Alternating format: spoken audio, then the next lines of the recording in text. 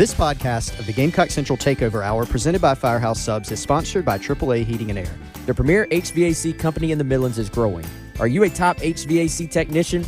AAA Heating and Air is looking for dedicated applicants to fill their fast-growing service department with top-notch HVAC technicians. If you're the best, then they want you. If you're ready to stop working and start a career, you can earn up to $100,000 plus a year at AAA Heating and Air. Quality candidates will have at least 2 years experience and a good driving record. Benefits include top industry salaries, commission on service and unit sales, set call limits, company-provided take-home vehicle and gas card, company-provided cell phone and tablet, health, dental, and vision benefits, 401k retirement plan with company match, and scaled PTO based on length of service. Contact Roy and Dana Finley at 803-677-1500 or check out their job postings on Facebook or ZipRecruiter.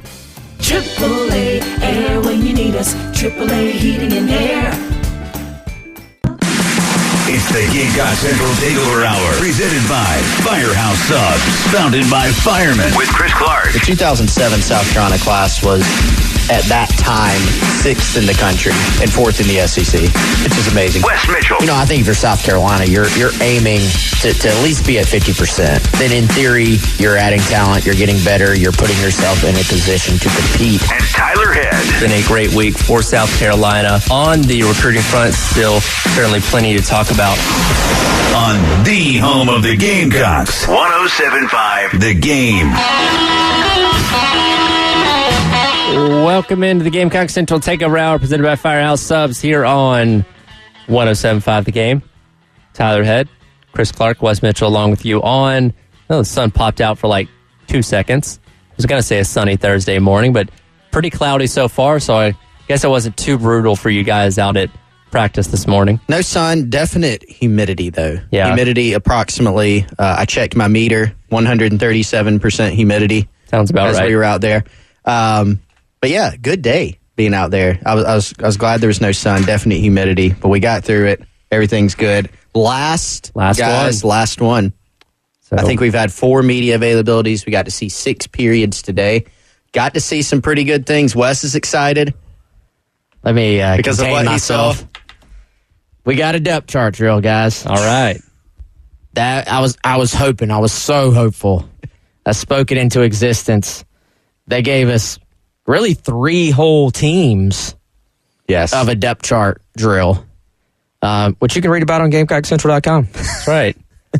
Colin was so excited to tell me that Case and Henry was repping with the ones. Colin, big Case and Henry guy. I asked him if we needed to book tickets to the Heisman ceremony based off that information. Let me just say, Case and Henry, massive human. This guy, I mean, obviously all SEC offensive linemen compared to normal people are big old dudes.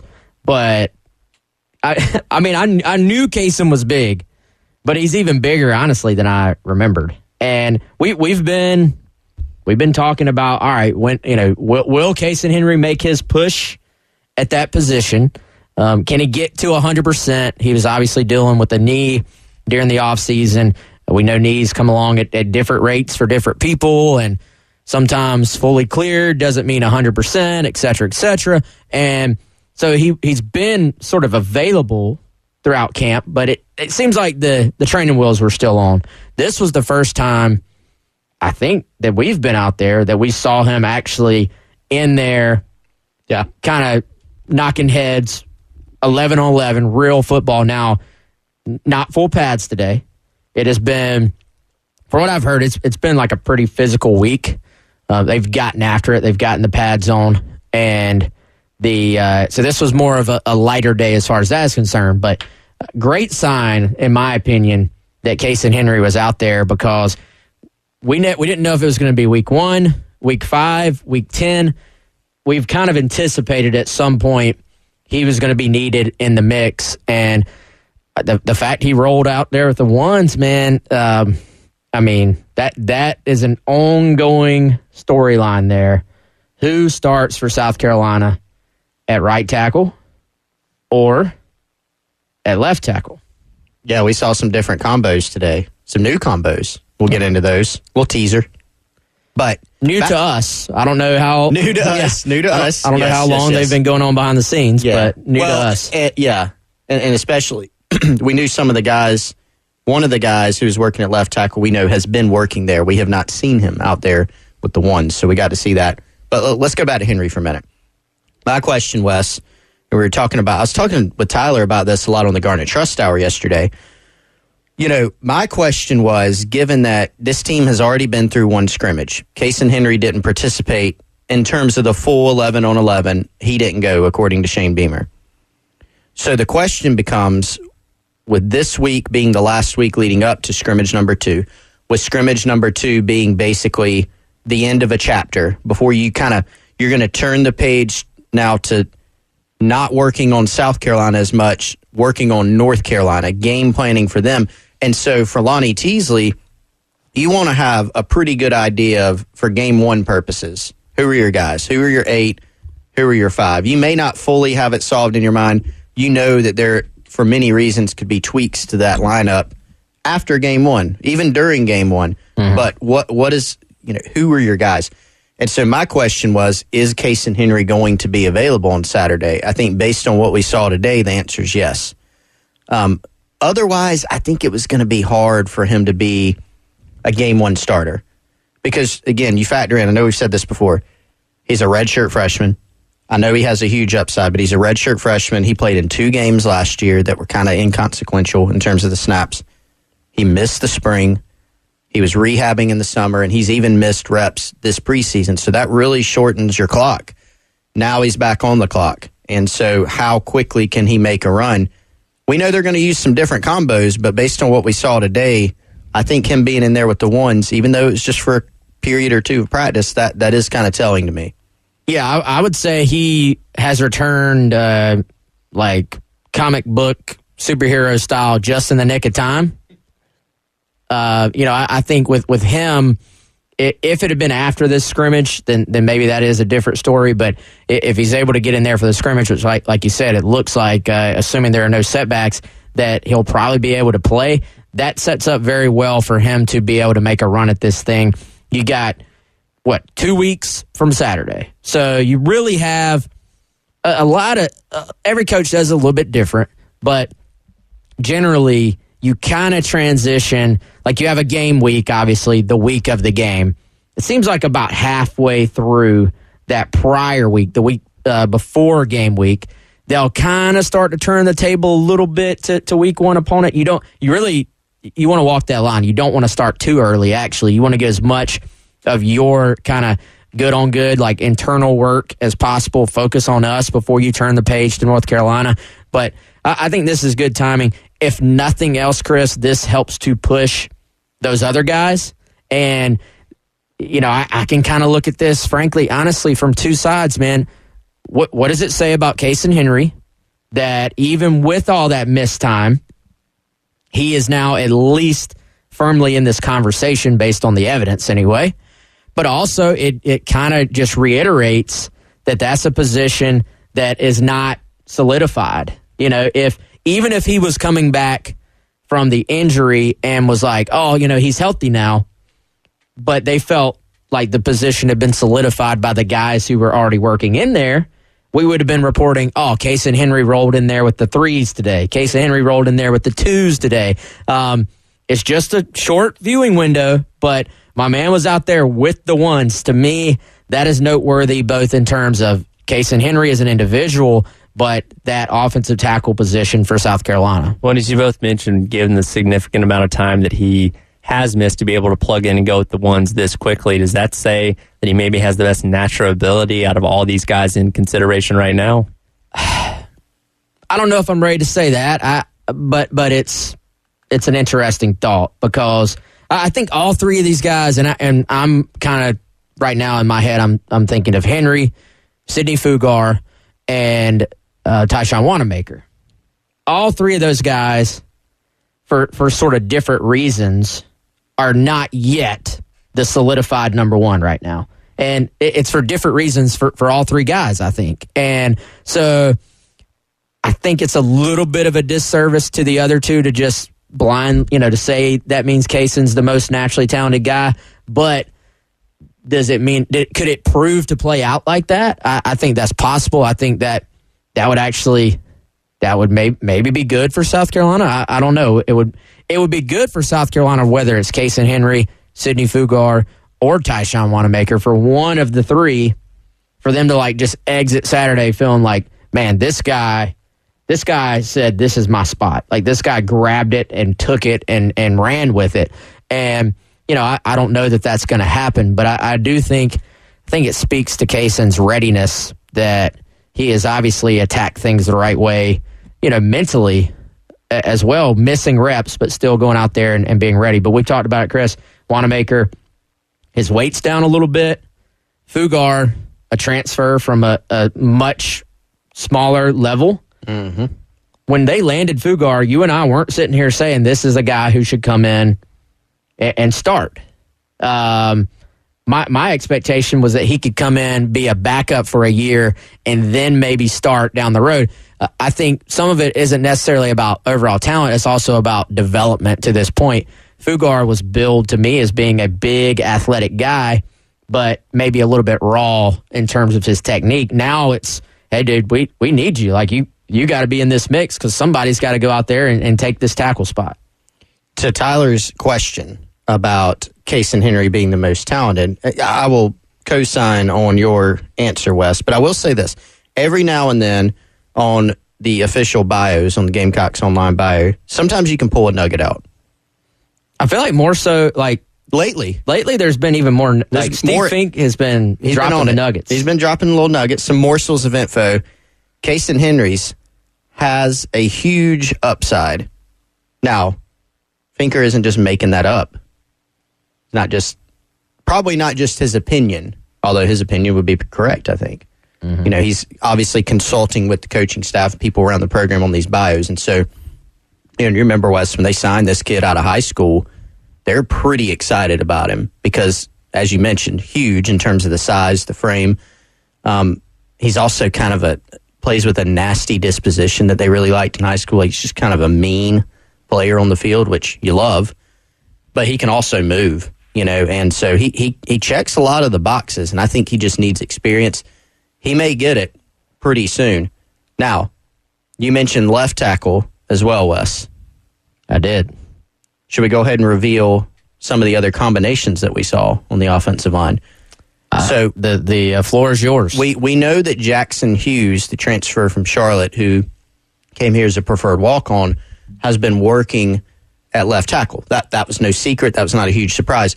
But he was out there with the ones. Well, he also just returned as well. Yes. So another layer to this. Yeah, he that was kind of talked about, underreported, I think. Coaches didn't really talk about it much either. Yeah. He was coming off of a off-season injury situation himself and has just now got back in the mix. I think he scrimmaged last week, but he was just getting back in the mix late last week. So another added. Yeah. And couple that with one of the combinations that we saw had Ja'Kai Moore playing left guard, which of course is where he was playing at the end of last season alongside Jalen Nichols. So Ja'Kai has now seen time at left tackle most of this spring, but he today in one iteration slid inside to left guard. We saw Vershawn Lee at center, and we saw Nick Gargiulo, who's been playing left guard, move over to right. So we saw that combo. Which, I think Nick Gargiulo is going to be a starter somewhere. Starting somewhere on the interior. Yeah. I gotta check the tape on some of these, Chris. Do you recall who was with the second team at tackle, or should we hit that on the other side? Roll tape on that, check on the other side, but I will, before we go to break, one other combination on the offensive line we saw. We saw left tackle Jackson Hughes again with the ones, and instead of Ja'Kai Moore at left guard, we saw Trey Jones, who has been with the ones a lot as well. Mm-hmm. No surprises there, but just a little, some shaking up. There's been more shaking up with this first team than we have seen in our viewing window. But again, today is the first time we kind of saw some of it. And like Wes said, a couple guys that had been limited or out sometimes during preseason camp they're now fully back. So this is a unit that's healthier now, and two of those guys in Hughes and not Sidney Fugar, Case and Henry. Hughes and Case and Henry, they are back, and they were working in with the first team, which is pretty interesting. We'll review the tape and then come back and give you a full rundown of what the O-line looks like. You're listening to the Gamecock Central Takeover Hour, presented by Firehouse Subs on 107.5 The Game. It's the Gamecock Central Takeover Hour. 107.5 The Game. You know what I'm in the mood for, Wes? You were talking about Firehouse Subs yesterday and how you were just going to order it on Rapid Rescue as soon as we left the studio. I might have to do the same because I'm sitting here and I'm really thinking about the New York Steamer. It's been a while. It's not even the sub of the day, but I think I'm just going to have to go get it. Sometimes it's like that. And now you can get it with the garlic bread. I know. I do have to try it with the garlic bread. 14 participating Midlands locations for Firehouse Subs. You can download the app. The Firehouse Subs app will get you access to all the subs at Firehouse Subs. You can just order it right there. You can also order your sub and get points after you walk in. Pick it up. It'll be ready for you right there on the rack. Just grab your chips. You'll be good to go, and you can earn yourself some points. You can also use the Rapid Rescue on FirehouseSubs.com. Now, a bunch of different things you can do. You can get the New York Steamer like I would like to get. You can also get the pepperoni pizza, meatball sub, limited time, garlic bread, extra cheese, crispy pepperoni, meatballs, $6 for a medium. Great price.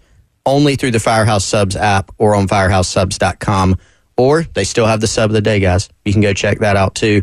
It is the Spicy Cajun Chicken on Thursday. So a bunch of options for you. Just download the app, Firehouse Subs or FirehouseSubs.com. Check out the deals.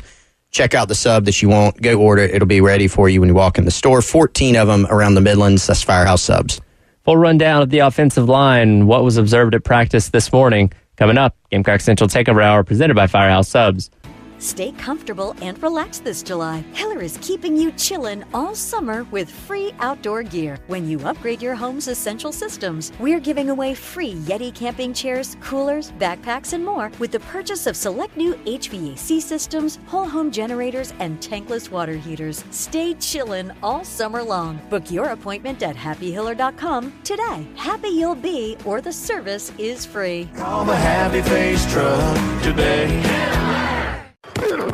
It's time for kickoff, and the Believe podcast will get you ready for the new season. How do you live through this as a Detroit sports fan? Believe has podcasts covering all 32 professional teams and many of your favorite college teams, too. You solidified your defense. You got better. Sideline to sideline, end zone to end zone. If you don't do those things, then you're not even trying your hardest to win at football, and I don't know what we're doing. There was a lot of great players on those teams that I was fortunate to be part of. Search BLEAV podcasts wherever you listen. 107.5 The Game. It's the Gamecock Central Takeover Hour. Presented by Firehouse Subs. Founded by firemen with Chris Clark, Wes Mitchell, and Tyler Head. On your home of the Gamecocks. 107.5 The Game. And welcome back in. Gamecock Central Takeover Hour. Presented by Firehouse Subs here on 107.5 The Game. I want to remind you, a week from tomorrow, it's the 107.5 The Game kickoff golf tournament at a Charwood Golf Club in West Columbia. 803-755-2000 if you want to register. It's $100 per person, $400 per team. It's going to be a great day. Going to have football season tickets to raffle off, as well as tickets to the home opener versus Furman, passes to Carowinds, and more. Lunch also going to be provided by our friends over at Firehouse Subs. Again, 803-755-2000 to register for the 107.5 The Game football kickoff golf tournament next Friday at Charwood Golf Club in West Columbia. We reviewed the tape in the commercial break. What? The official rundown of what we saw on the offensive line today at camp. Tyler's got a lot of faith that I actually found the answer. So, all right, we did review some tape. Chris, do you remember the answer, or did I tell you during the break or no? So for the second team, yes, no. You were the only taper. We're all relying on you. Yeah, well, I was wondering if you just remembered off the top of your head. So I was so focused and like on the first team, I was like, wow, you're mesmerized by Case and Henry. Is what it was. Mesmerized like Colin. Colin and I were just mesmerized. So the answer, not really a surprise at all, but backup tackles today were, again, Big Tree working in there with left tackle. Tree Babalade, a big 4-star guy out of the Maryland DMV area. And then Sidney Fugar with the 2s at right tackle. So, and Fugar has been working also with the 1s, as we know, throughout the preseason. Mm-hmm. Wanamaker has worked with the 1s. Wanamaker's worked with the 1s some. I don't know if we know more or less now.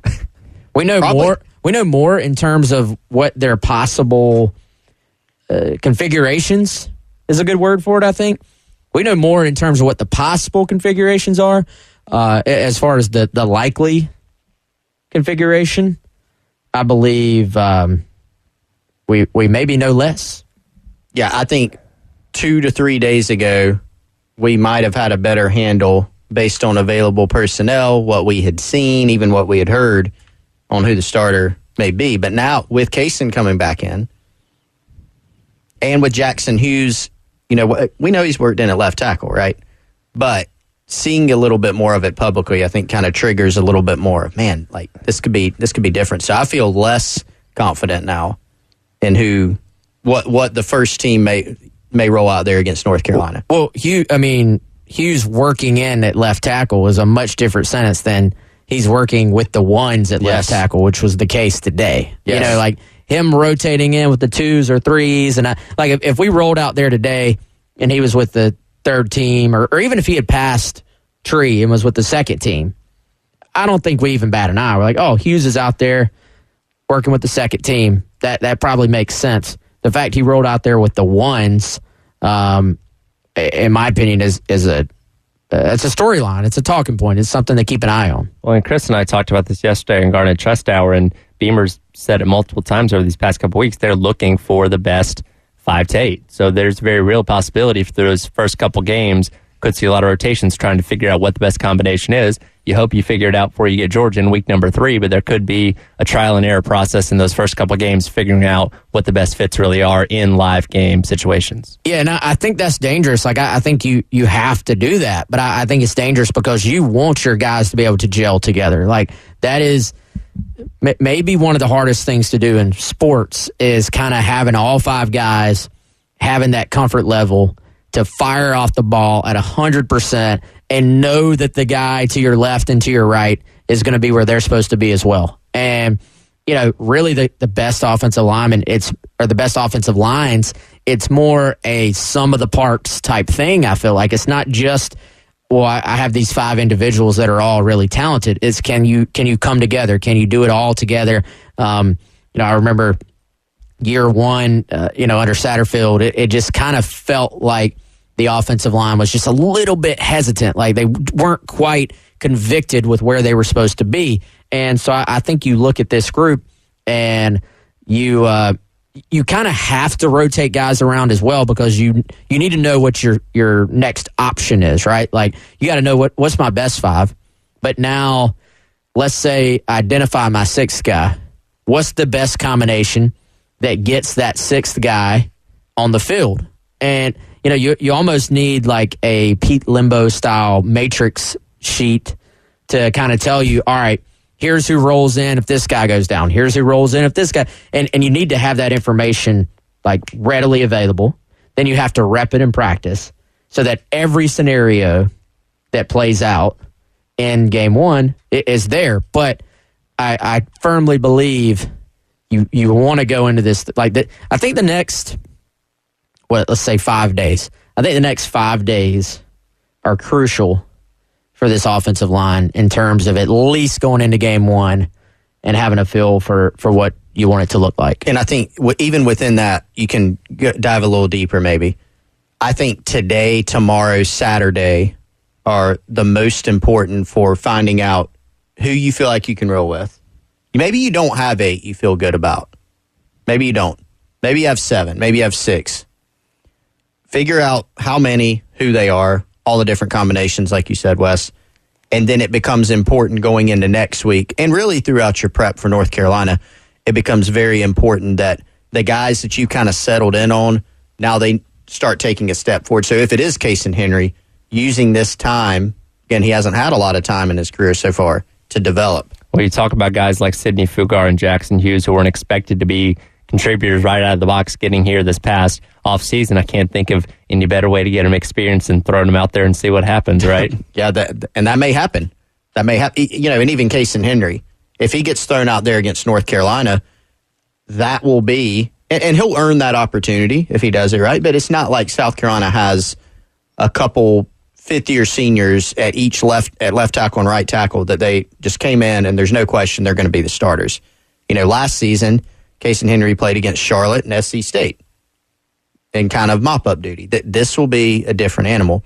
Interesting, though, that South Carolina has some O-line questions that are lingering going into the North Carolina game. Their opponent, North Carolina, they also have plenty. Yes. And Mac Brown talked about this the other day. Last season, this has been a theme for them look for a at long Chris, time. Look at Chris teasing his next topic for next was that segment. good? Like, that was flawless. Teasing up his story he has there. Yeah. I feel like I'm so proud right now. I've graduated a little bit. Well, I'm developing. Radio guy over here. We can save that coming up next because that is going to be an interesting story coming into week number 1 is the 2 offensive lines and the question marks that they have. You are listening to the Gamecock Central Takeover Hour presented by Firehouse Subs on 107.5 The Game. It's the Gamecock Central Takeover Hour. 107.5 The Game. Guys, I made the call. You can make the call as well to Integrated Media. That's at 803-948-8327. They were by the house on Monday, and we're hooking up the home office. I've been dealing with Wi-Fi from across the house. I've been dealing with running an Ethernet cord across the house when we're doing streaming. Not a good look. So we're upgrading the office. We're upgrading the entire house, hardwiring the Ethernet. They're going to run it up to my room over the garage. We're going to run it into the bedroom TV as well. No more worried about Wi-Fi. And we're upgrading the Wi-Fi while we're at it. So if that sounds like something you want to do at your house, maybe you just need that TV, that new TV hung before kickoff. Maybe you want to upgrade the surround sound in the living room or the man cave. Integrated Media specializes in all of your smart home installations, your security system installations, anything involving your audio visual at your hizzy. Hit them up, 803-948-8327. Integrated Media, Inc. They can take care of anything and everything you need. Can't believe Wes just said hizzy, but we'll talk about that coming up next. Y'all love that. You're listening to the Gamecock Central Takeover Hour presented by Firehouse Subs, 107.5. Stay comfortable and relaxed this July. Heller is keeping you chillin' all summer with free outdoor gear. When you upgrade your home's essential systems, we're giving away free Yeti camping chairs, coolers, backpacks, and more with the purchase of select new HVAC systems, whole home generators, and tankless water heaters. Stay chillin' all summer long. Book your appointment at happyhiller.com today. Happy you'll be, or the service is free. Call the Happy Face Truck today. Game. It's the Gamecock Central Takeover Hour. Presented by Firehouse Subs. Founded by firemen with Chris Clark, Wes Mitchell, and Tyler Head on your home of the Gamecocks. 107.5 The Game. So there's a lot of guys can get a lot of reps. So I'm not worried about that. I think they're and that's the other thing. We're working them together a whole lot, and we're working like Diego white and blue. So he's working with both. And then we've worked William Barnes some at right guard. So we cross-train, and with injuries, Jack Bicknell taught me one thing. They only play with 7 in the NFL. And one guy has to play right guard and right tackle. If we get one hurt, the guy may have to play center. That's a guard. So 5's enough, 6 is enough, as long as you stay healthy. But we'd rather have 8, and more than anything else, we'd rather also start working toward building our offensive line for next year. That was the voice of Mac Brown, head coach of the Tar Heels, talking a little bit about his offensive line for this season. Welcome back in to the Gamecock Central Takeover Hour presented by Firehouse Subs here on 107.5 The Game. And as much concern as we have for our own offensive line here with the Gamecocks, certainly just as much, if not more, with the Tar Heels. When you look at last season, Drake May was sacked 40 times, 17 of those occurring in the 5 games they did end up losing, including the 4 that they lost to close out last season. So this is an opportunity, as we talked about, South Carolina hoping to take advantage of North Carolina's poor defense with this new offense for Dow Loggins, also hoping to take advantage of this poor offensive line and get to Drake May plenty in Charlotte here in a couple of weeks. This has been an issue for North Carolina for really 4 years. Mac Brown said that the other day in that same media availability. We got a great quarterback, protect him. That's what he said. But we saw this, I mean, even if you think about the Duke's Mayo Bowl, when Sam Howell was quarterback, actually at least one of those guys, William Barnes, was on that team for North Carolina, and they struggled. They struggled to protect Sam Howell that day. That was a big part of that game. And these issues have persisted. Now, a few things are in play. You know, Drake May is now in year 2 as opposed to year 1. So it stands to reason he's more comfortable. He's going to get the ball out. They do have a new offense. So how much will that play in, moving from Phil Longo's offense to a new offense? They also have a running back room that has a good bit of depth and talent. And so if you're South Carolina, if you can't stop the run, that's really not going to help you much when it comes to getting a team into 3rd and long and then being able to go take advantage. You also have to look at it as, is this more of a, you know, you like as a football team to get a strength on weakness. We don't have any indications right now that South Carolina's pass rush could be a strength. Maybe it ends up being. I mean, I don't think we would project that right now if you're thinking about strengths of this team. I don't know if you'd say one of South Carolina's is going to be their ability to rush the passer based on personnel, based on experience. You would feel better if you felt a little bit more settled at edge, being able to go play a North Carolina team that's had issues protecting the passer, that still has really the same personnel that they've had that are creating those issues. And Mac Brown has been very upfront that they've still been pretty inconsistent at the tackle spot. I mean, the headlines are going to be taken, obviously, by the quarterback matchup. But, you know, these two guys aren't going to be on the field at the same time, obviously. As much as we like to talk about football from a big picture standpoint about being this quarterback versus that quarterback, it's really a game of matchups on the field. And this game is probably going to be determined by who wins the trenches. And I think that's going to be the case for a lot of South Carolina's games. But when you have two teams that are trying to figure things out on both sides of the ball at the line of scrimmage, then it's going to be very difficult to predict what happens. But you can probably, if you're watching, if you're like Preston and you're a line of scrimmage watcher, you're probably going to be able to tell who's winning the game without even watching where the football goes in some ways. And I think for Carolina, to me, that's where I go back to, yeah, they got questions at edge, but can your guy, Tonka Hemingway, Boogie Huntley, TJ Sanders, the strength of this team on defense really, in my opinion, should be those interior defensive linemen and the depth that you have there. Obviously, the safeties, I think, are a big strength as well. But as far as up front, it's those interior guys. Getting that interior push, I think, is going to be massive for Carolina in this game. But who has solved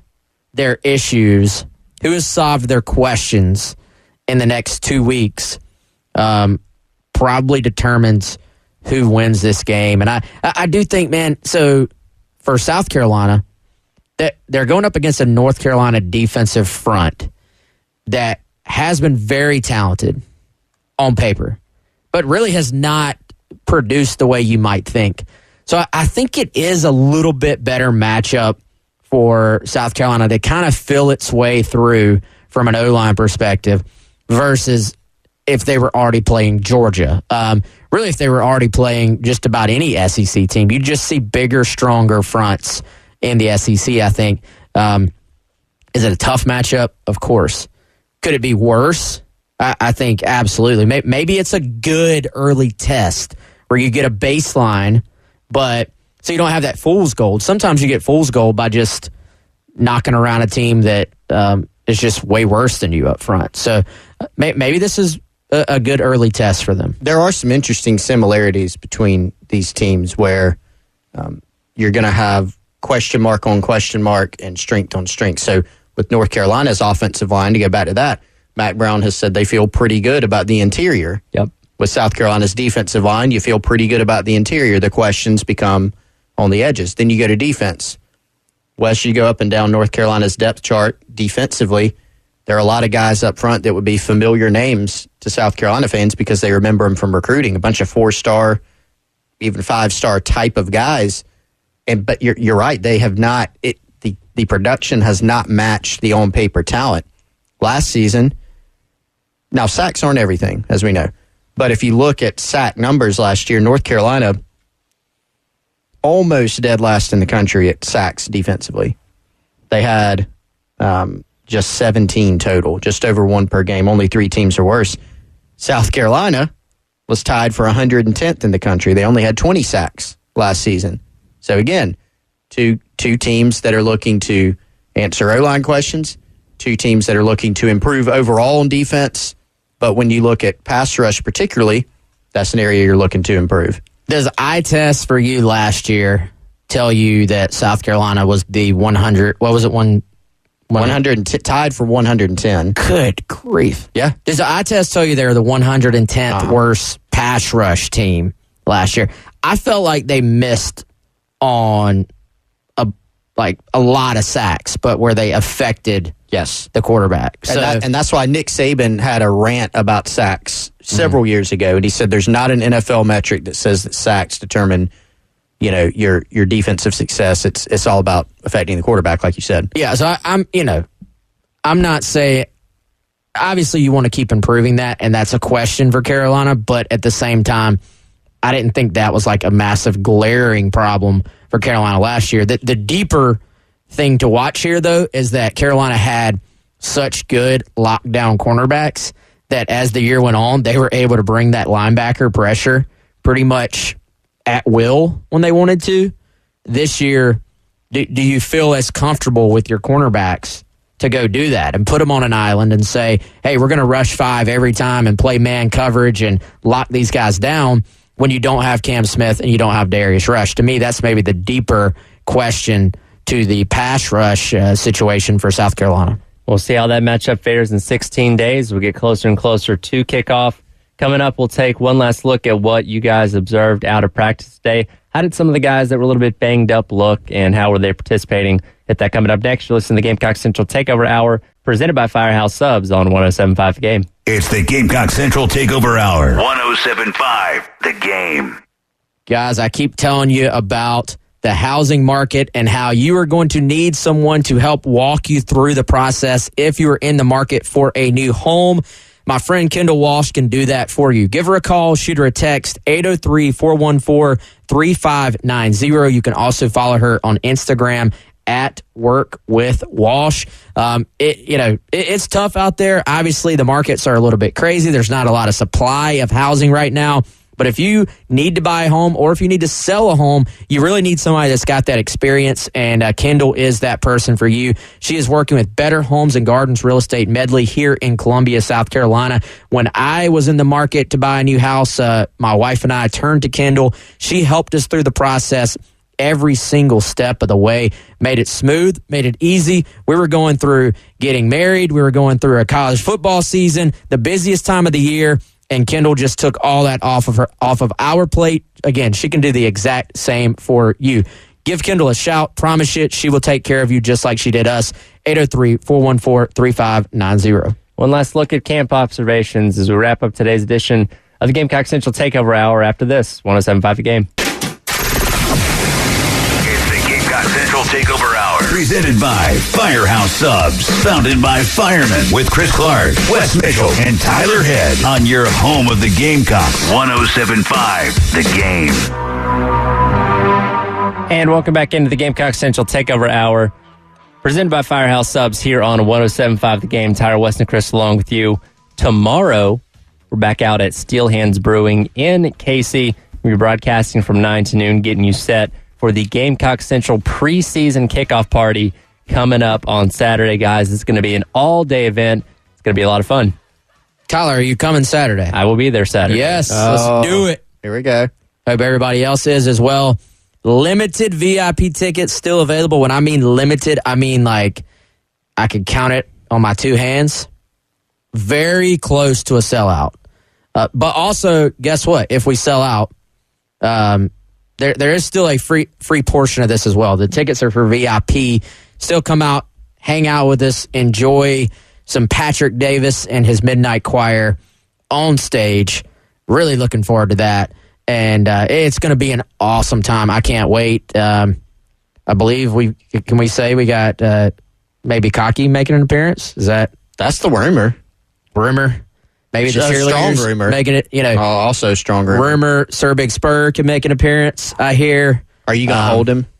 I held him last year. He tried to fly away. So. Sounds terrifying. Oh, you're meeting the rooster, Tyler. Sir Big Spur we'll let you know on the timing on that. And the Sandstorm Blogger will be officially released on Saturday as well. So we are pumped. And but yeah, before that, we'll be out there tomorrow morning hanging out and talking some ball. Absolutely.